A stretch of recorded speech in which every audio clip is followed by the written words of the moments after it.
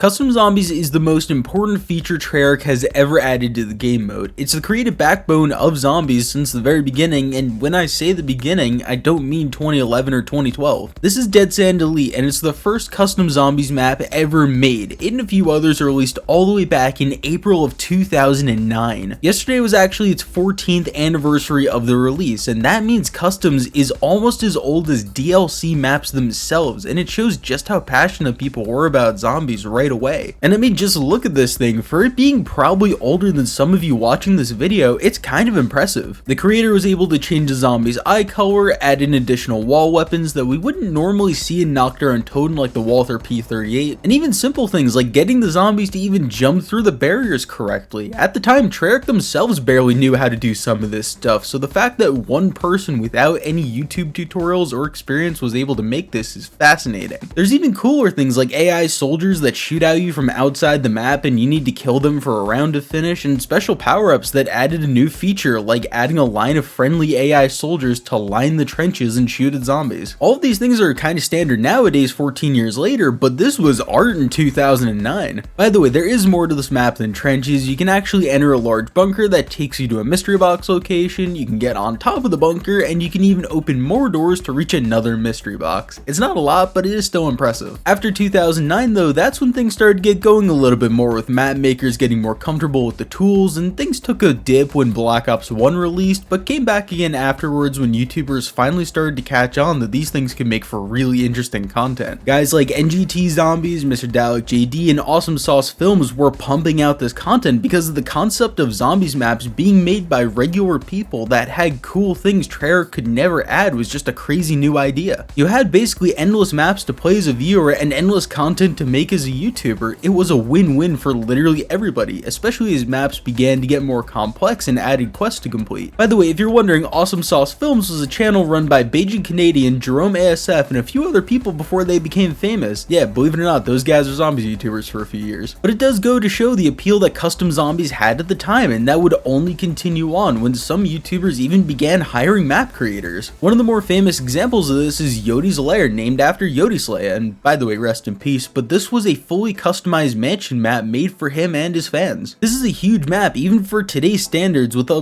lot of admittedly empty areas, let's not kid around here, but it did even have some janky ass swimming, which we wouldn't even really see again in Call of Duty until the Ghost campaign, I think. There was a lot of innovation happening around this time, and Treyarch was actually paying attention to all of it. Making custom maps, especially in World of War, wasn't very easy to do. Much of the information was transferred by forum posts or by talking to someone on Skype because no one was making detailed video tutorials on how to do any of this stuff. It required real skill to make unique maps. That's why when Treyarch began hiring custom map makers, it wasn't much of a surprise, honestly, and I can't say for certain how many people this did happen to, but I know a handful of people in the last few years that were community members and eventually were hired by Treyarch or became interns. And sure, why the hell not? You're hiring people who are passionate about Call of Duty, know the back end of it extremely well, and are very creative. Keep in mind when I'm saying this that all of what I said in the video so far was before Black Ops 3 even released. We haven't even gone over the iconic maps like Cheese Cube, Bikini Bottom, or the Minecraft custom map, which were all originally made in World of War. And I actually just remembered this one as well, Leviathan, one of the most downloaded maps in all Black Ops 3 custom zombies history, was a World of War original. And in that time between 2008 and 2015, I sort of touched on this earlier, but the popularity of customs would rise and fall. Whenever a new Treyarch game would come out, it would be put on the back burner, and then a year later, everyone would come back. Another Treyarch game would release, and the cycle continued. But in the time between Treyarch games though, customs always filled the gap. Hardcore fans could keep playing new experiences, and YouTubers could continue to pump out videos, effectively keeping the flame of the community lit for years at a time. But by 2015, a lot more people were buying gaming PCs, and the old World of War engine was really reaching its limits. The ideas and ambitions of the community really needed a more powerful engine to work with. So coming off the back of a strong year in Black Ops 3, in September of 2016, the Black Ops 3 mod tools were launched. And you know, it did start out slow. Most of the mods for the first couple of months were basic things like box maps or a new character model, but now in 2023, well, I'll just let this speak for itself because I have a much larger point to make here. Custom Zombies has, like I said in the beginning of the video, always been the backbone of the creativity of the zombies community. Mappers make content partially to be showcased on YouTube videos, YouTubers are happy to show it off, viewers are happy to watch it, and Treyarch is more than happy to hire talented people. It's a great self-feeding cycle, and always ensures that there's at least some level of activity in the community, because imagine how boring things would have been in the wait between Black Ops 4 and Cold War, or even right now waiting for COD 2024. Imagine the pandemic without having custom zombies to play or watch. That would have been insane, and I bet you that still 90% of all the zombies video content being made on a daily basis right now includes some kind of modded content, and that's really cool. It keeps Call of Duty games alive for much longer than their intended 1-year life, which we're all supposed to just go and buy the next game and move on. It's a really beautiful thing to see. Even as someone who doesn't play as much custom zombies as most other YouTubers, I can still really appreciate that it's created its almost own genre of Call of Duty gameplay. And that's why I love when there are creative projects like Nightmare, which take the creation tools and do something more than just creating a map called Come City. Sure, those meme maps have charm, I guess, but the maps that appeal to everyone and sometimes make it a little bit further than our tiny bubble here are the abstract art projects and detailed masterpieces that sometimes come out. That's why we desperately need custom zombies content to eventually make its way to consoles. Having the best feature of these games locked behind a certain platform is just a straight up crime in 2023. Just look at Fortnite. You can create anything that you want, it will generate a code that allows anyone to play it on any platform. A map created on PC can be played on the Nintendo Switch, PS5, your iPhone, and Xbox. Why can't Call of Duty do that too? They make so much money. They are billionaires hundreds of times over. It would open up a lifetime's worth of content, and even if it cost a few dollars a month to access, who cares? Let everyone at least have the chance to play them, and obviously these tools would need to be released after the DLC cycle is over because it would take players away from official maps, but I really don't see the downside to releasing them. I guarantee it would make a lot more money and keep more players invested than something like DMZ, which is only there to forward the background story for Call of Duty right now. But I think we all kind of know why it hasn't happened yet, and it's an all too common story with Activision. They just don't care, or are just too disorganized to care. All you need to do is look at any of the games from the last few years to see that something clearly isn't right going on internally. Content is releasing at a snail's pace, the content itself is pretty mediocre, and there's glitches galore. Warzone 2 is at an all-time low player count, despite the game actually being supposedly better than it's ever been because it has a bigger budget and more developers and all kinds of stuff. Now, I'm not hating for the sake of hating. I'm not one of those YouTubers, genuinely, and I mention this because in order to release mod tools, it would require money, time, and effort from a group of developers. Those developers, especially the ones at Treyarch, because they are talented, are definitely capable of doing this, but Activision would rather just release more bundles for the in-game shop. That's a sad reality. You spending 2,000 or 2,400 COD points or whatever on an in-game bundle is more money making than pretty much anything else that they do. But Call of Duty Custom Zombies deserves better than to be stuck on PC forever, and deserves to be released on the new engine now that Call of Duty is back on Steam. It's done too much for the community for it not to be given that respect.